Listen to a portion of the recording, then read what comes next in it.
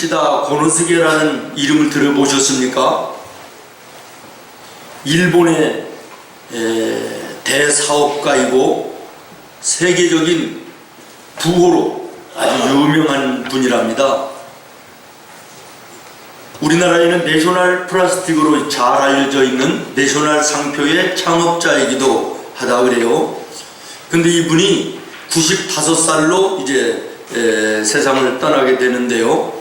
운명하기 전에 직원 하나가 질문을 했대요. 회장님은 어떻게 사셨기에 이렇게 세계적인 부자가 되고 성공할 수 있었습니까? 그랬더니 이분이 대답을 이렇게 했대요. 나는 3가지의 하늘로부터 큰 은혜를 받고 태어났습니다. 첫 번째 은혜는 가난 속에 태어난 겁니다. 그렇기 때문에 나는 어려서부터 부지런히 일하지 않으면 잘 살 수 없다고 하는 것을 배워서 열심히 일했습니다. 두 번째는 약하게 태어났습니다. 덕분에 나는 어려서부터 건강의 소중함을 일찍부터 알고 몸을 잘 아끼고 건강에 힘써서 90이 넘은 지금도 냉수마찰을 하면서 30대의 젊음을 유지할 수 있었습니다. 세 번째는 학력이 없습니다. 나는 초등학교 4학년을 중퇴한 사람입니다. 그것 때문에 나는 항상 세상의 모든 사람을 스승으로 받아들여서 늘 배우고자 노력했고, 그리고 많은 지식과 상상력을 얻을 수가 있었습니다. 이 3가지의 불행한 환경이 오늘 나를 이만큼 성장시켜 주었기 때문에 나는 날마다 늘 감사하며 살았습니다. 이렇게 대답을 했다 그래요. 그렇습니다. 사랑하는 여러분, 이 사람처럼 불평하고 원망할 수밖에 없는 환경 속에서도 감사하며 사는 사람이 있는가 하면, 감사한 일이 많은 속에서도 원망하며 불평하는 사람이 있습니다. 사랑하는 여러분, 여러분은 어떤 스타일의 삶을 살고 계십니까? 그리고 또 오늘 예수 믿는 우리 성도들은 어떤 스타일의 삶을 하나님 앞에 살아야 될까요? 내일 모레가 우리나라 고유명절인 추석입니다. 이번은 긴 연휴로 인해서 벌써부터 많은 우리 성도들도 고향으로 내려가신 분들이 많이 계신데, 자우간 추석 명절은 우리가 신앙으로 볼 때는 추수감사절입니다. 사회학자들이 오늘의 사회를 진단하면서 하나같이 위기라고 걱정을 합니다. 어려운 경제 때문도 아니고 혼탁한 정치 때문도 아니라 자라나는 어린아이들의 마음속에 감사하는 마음이 없다는 거예요. 이것이 사회의 위기라 그런 얘기죠. 여러분 한번 생각해 보세요. 마음속에 감사하는 마음이 없이 자라나는 아이들이 이 세상을 이루어나갈 때 이 나라의 미래가 어떻게 되겠는가라는 거예요. 부모에 대한 감사도 없습니다. 가정에 대한 감사도 없습니다. 이웃들에 대한 감사도 없습니다. 모든 것이 그저 경쟁의 대상이고 원망과 불평입니다. 오늘 이 사회와 이 나라의 위기가 경제적인 위기가 문제가 아닙니다. 정치가 혼탁하고 어지러운 것이 문제가 아닙니다.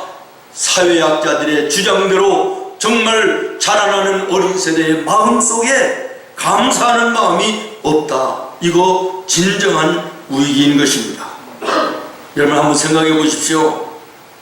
감사할 줄 모르는 마음들이 모여서 공동체를 이루었을 때 그 공동체의 모습이 과연 어떻게 될까요? 자기중심적 이기주의가 가득할 거 아닙니까? 자기 주장만 내세우고 원망하고 불평하고 사람을 판단하고 정죄하고 데모하고 책임을 전가하면서 그야말로 지옥 같은 곳이 되지 않겠느냐라는 거예요. 어떤 분이 감사할 줄 모르는 마음을 비없는 땅으로 표현을 했더라고요. 의미 있게 들었습니다. 그렇지 않습니까? 비가 내리지 아니하면 땅 점점 메말라 나중에는 사막이 되는 거예요.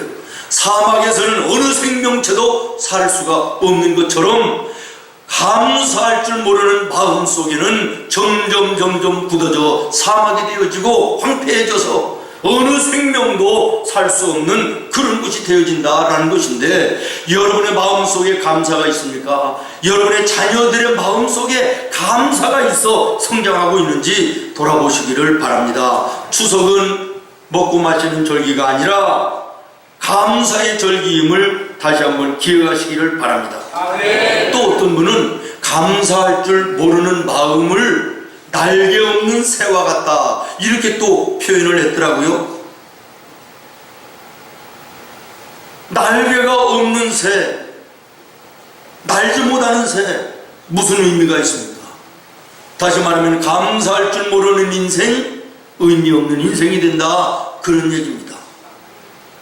저는 모쪼록 오늘 이 예배가 여러분이 지금 준비하는 추석이 감사가 회복되는 은혜가 있기를 바라요. 아멘. 아멘. 아멘. 여러분 감사하며 사십니까?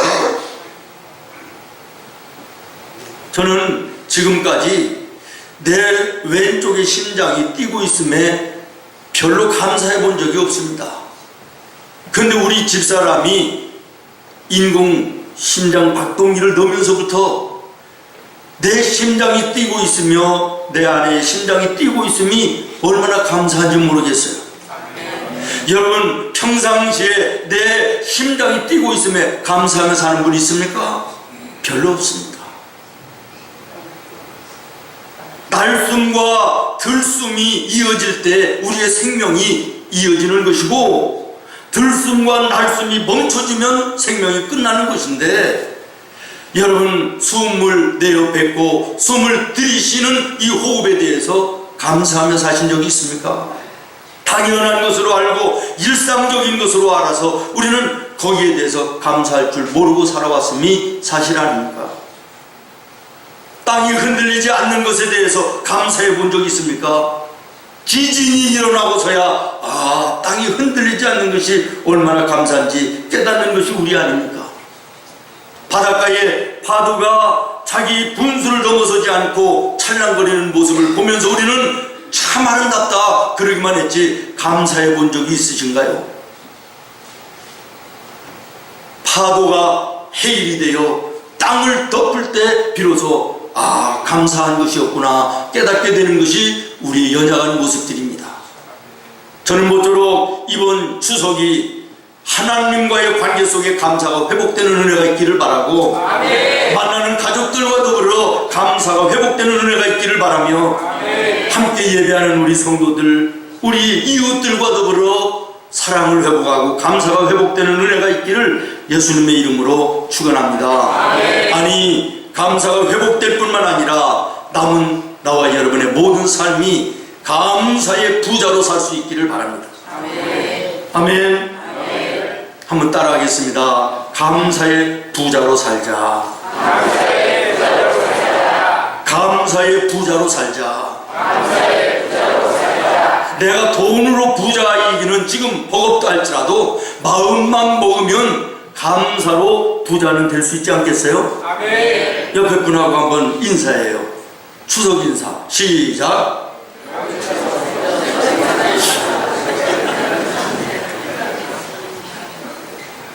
우리 매년 추석 인사 하잖아요. 시작.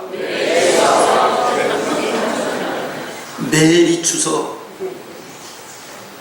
이 추석이 정말 행복하고 은혜 넘치고 감사가 넘치는 은혜가 있기를 예수님의 이름으로 축원해요. 아멘. 그런 삶을 살려면요 밭을 잘 매야 되겠더라고. 예재운에 뭔가를 꽃도 심어보고 또 교회 앞에 화단도 이렇게 꽃밭을 해보니까 말이에요, 마음 먹고 이 꽃을 좀 잘 살려가지고 이쁜 꽃을 좀 피워내고 싶어서 거름도 주고 물도 주고 벌레도 잡아주고 그러는데도 불구하고 꽃은 자꾸 시들고요 벌레들이 와서 끼고 그래요. 근데 잡아 죽이려고 하는 잡초들은 뽑아내도 하루 저녁만 지나면 또 자라나고 또 자라나 그러더라고요. 여러분 감사는 꽃과 같고요, 원망과 불평은 잡초와 같아요. 그래서 우리가 감사를 하려고 애쓰고 감사의 삶을 살려고 힘써도 잘 안 되는데, 여러분 가운데 혹시 원망하고 불평해봐야 되겠다, 그리고 준비하고 마음 다져먹고 훈련해가지고 원망하며 불평하는 사람 있어요? 없잖아요. 연습하지 않아도, 마음 먹지 않아도 자동적으로 자연적으로 우리의 삶 속에 원망과 불평은 아주 자연스러운데, 감사하며 살겠다고 마음 먹어도 그게 잘 안 돼요. 다시 말씀드려요. 감사의 부자로 사시기를 바랍니다. 아멘. 아멘. 아멘. 죄송한데 옆에 분하고 악수하시면서 감사의 부자로 사십시다. 악수 한번 하세요.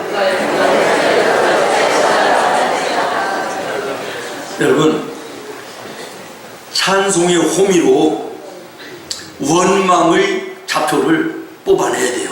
아멘. 하나님의 말씀의 낫으로 불평의 잡초들을 잘라내야 돼요. 아멘. 그리고 기도의 기름으로 거름 주어서 감사가 아름다운 꽃으로 피어날 수 있도록, 아멘, 여러분 힘쓰고 애쓰시기를 바랍니다. 아멘. 오늘 본문의 내용을 여러분 다시 한번 보세요. 우리가 신명기서 8장 말씀을 읽었는데요, 사실은 1절부터 읽었어야 되는데 성찬식도 있고 시간적인 문제 때문에 18절부터 읽었는데요, 이 신명기 8장의 내용이 뭐냐면, 모세가 이스라엘 백성들에게 간곡하게 호소하며 부르짖는 내용이에요. 그 내용의 핵심이 뭐냐 그러면, 지금까지 걸어온 지난날 잊어버리지 말라는 거예요.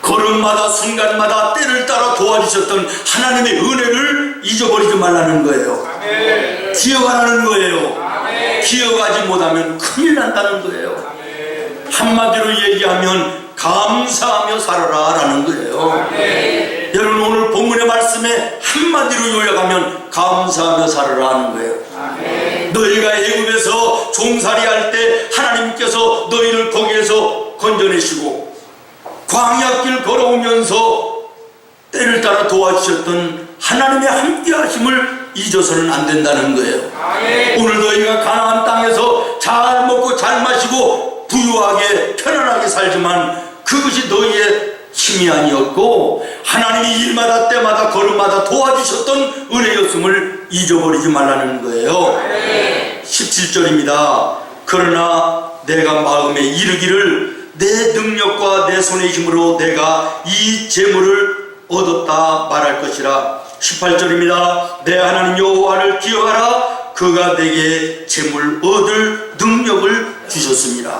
아멘. 사랑하는 여러분, 이 말씀은 오늘 이스라엘 백성들에게 하나님이 주시는, 모세를 통하여 주시는 말씀이 아니라, 이 말씀은 오늘 주의 종을 통하여 여러분에게 주시는 하나님의 음성인 줄로 믿습니다. 아멘. 너희의 지난 1년을 돌아보라는 거예요. 세상에는 사건도 많고 사고도 많고 질병도 가득한데 너희들 오늘 건강한 모습으로 이 자리에 예배하고 있지 않느냐. 감사하라는 거예요. 아멘. 먹을 거 입을 거 걱정하지 아니하고 살아가는 거, 네가 기술이 좋고 네가 능력이 있고 네가 많이 배워서 똑똑해서가 아니라 하나님께서 건강 주시지 않았다면 일할 수 있겠느냐. 아름다운 환경과 여건을 하나님이 주시지 않았으면 너희가 돈을 벌어 부유하게 살 수 있느냐. 하나님의 은혜임을 알으라는 거예요. 아멘. 사건과 사고와 질병 가운데 구별하여 건강하게 하시고 오늘 이 자리에 있음이 은혜라는 거예요. 아멘. 그러면서 모세는 이스라엘 백성들에게 외칩니다. 만약에 너희가 하나님 앞에 감사하지 못하고 교만과 자만 속에 빠져 살면 어떻게 되느냐. 옛날에 애굽에 종살이하던 그 자리로 돌아가게 될 것이다 라는 거예요. 여러분 19절로 20절 같이 한번 읽어보시겠습니까? 시작.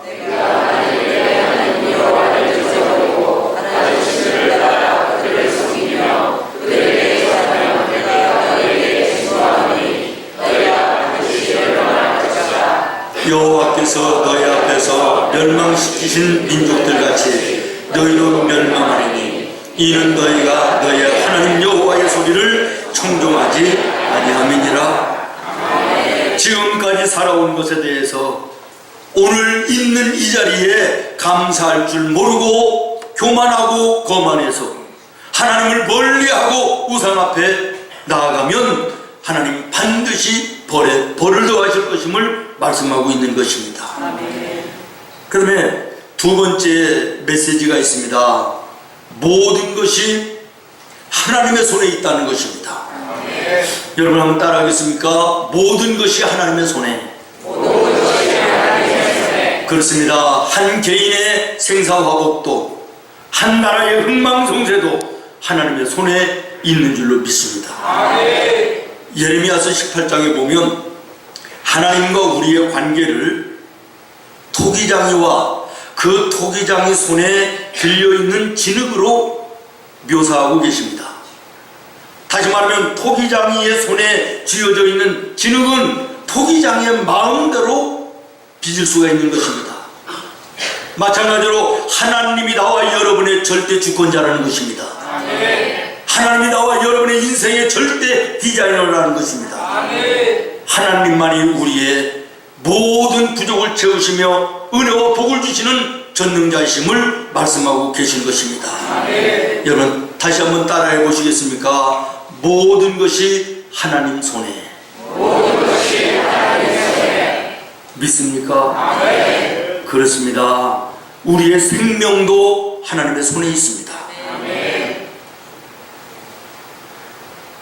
성경에 보면 욥이나 다니엘이나 히스기야나 생명의 위기 속에 있었지만 주변에서 질병이, 주변에서 대적들이 그들의 생명을 앗아가고자 하지만 하나님께서 생명만을 붙들고 계심을 우리는 보게 됩니다. 사랑하는 성도 여러분, 나와 여러분의 생명이 좋은 약 먹고 좋은 운동한다고 해서 있는 것이 아니라 나와 여러분의 생명을 하나님이 붙들어 주셔야 되는 것입니다. 아멘. 불과 한 두세 달 전 일인데요, 우리 사돈이 얼굴도 본 적은 없습니다. 우리 사돈의 형님이죠. 암에 걸려서 병원에서 3달 이상을 못 산다 그랬대요. 암이 온몸에 전이 돼가지고 수술도 할 수가 없다. 집에 돌아가서 편안하게 계시다가 가시라 그랬다고 그래요. 근데 9순, 8순의 어머니 아버지가 집에 계신데 집에 있을 수는 없잖아요. 그래서 요양원으로 들어갔대요. 죽음을 이제 맞이하기 위해서.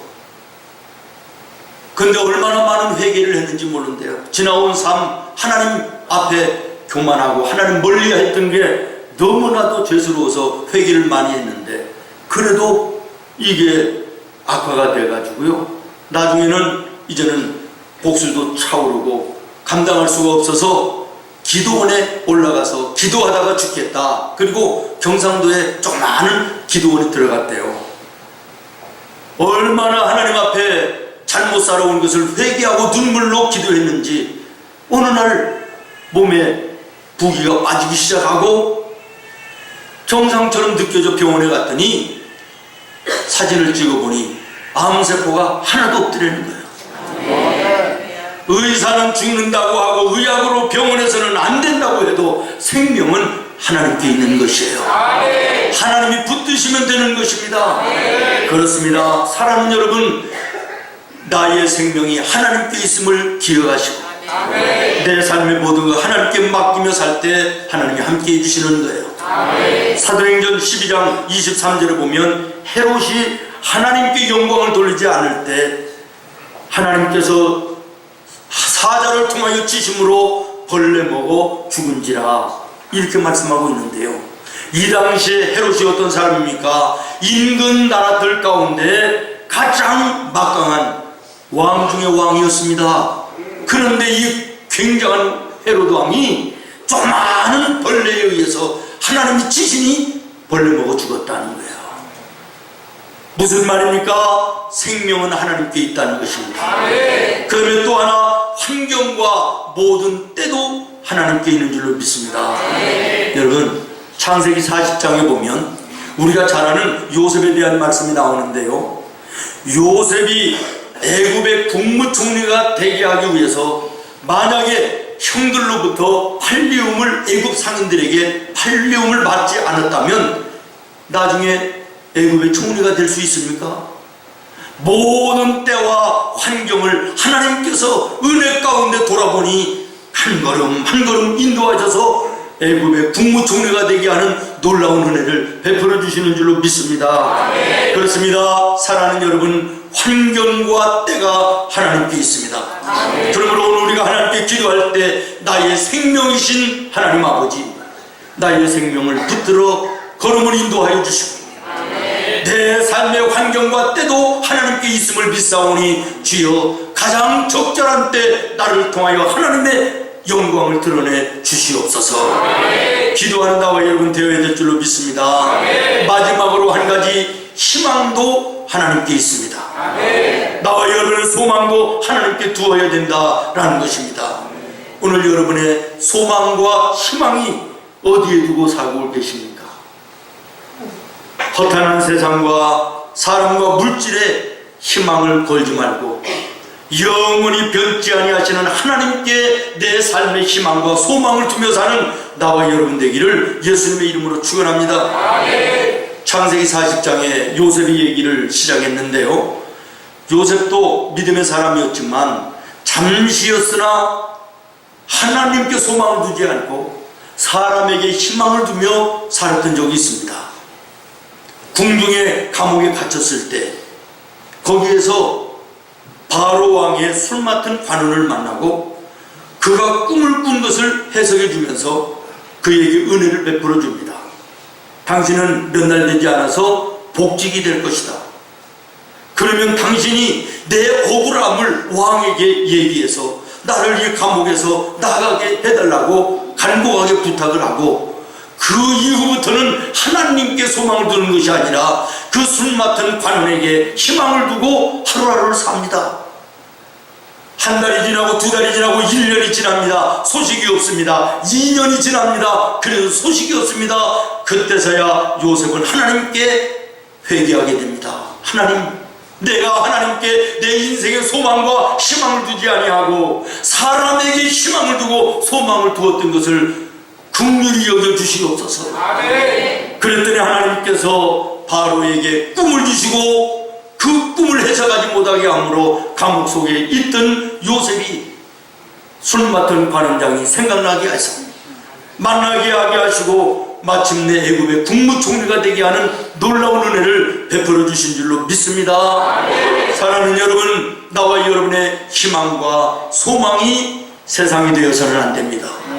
사람이 되어서도 안 됩니다. 물질이 되어서도 안 될 것입니다. 왜 그렇습니까? 그 모든 것은 변하기 때문입니다. 있다가 없어지는 것이기 때문에 그렇습니다. 그러므로 거기에 소망을 두고 희망을 두는 인생은 허무한 인생을 살 수밖에 없으나 영원하신 하나님 소망하며 살 때 우리의 삶은 안정되는 것입니다. 은혜로 충만한 풍성한 삶을 살게 되는 줄로 믿습니다. 말씀을 마치겠습니다. 사랑하는 성도 여러분, 오늘 이 아침 10월의 첫 주일 떡을 떼며 잔을 나누는 성찬을 통하여 하나님과의 관계 속에 잊고 살았던 감사를 회복하시기를 바라고, 가족 간의 이웃 간의 모든 감사가 회복되는 은혜가 있기를 바랍니다. 그리고 또 하나, 모든 것이 하나님의 손에 있음을 다시 한번 확인하고 생명도 하나님께 있으시며 나의 환경과 때도 하나님께 있으시며 나의 소망, 나의 희망도 하나님이심을 확인하는 은혜의 아침이 되기를 예수님의 이름으로 축원합니다. 기도하겠습니다. 하나님,